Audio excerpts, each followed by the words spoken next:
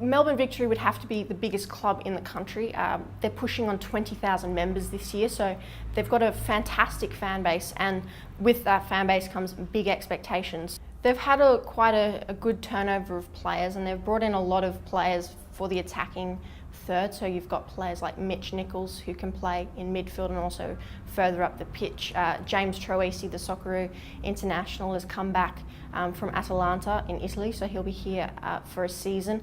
They've also got Costa Barbarouses, who of course played under Postecoglou at Brisbane Roar. He's returned.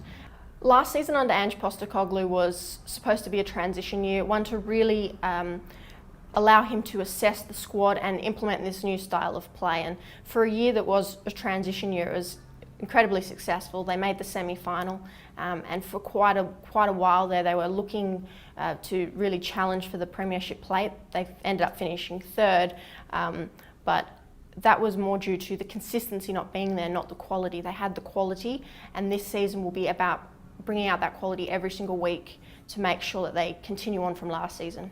The big key player for Melbourne Victory this season would have to be Mark Milligan. They managed to hold onto him after there was some big interest from Crystal Palace in the English Premier League.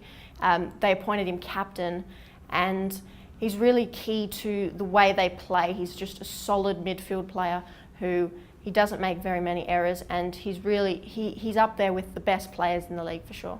Ange Postecoglou is another big believer in possession-based football.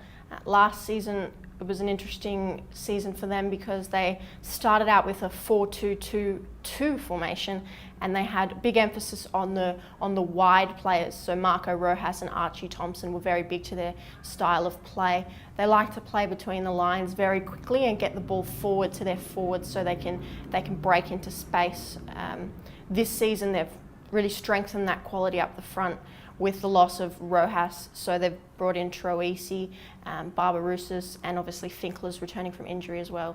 With the quality that they have and the manager they have, you can't look past them to be right up there for both the full season and the final season.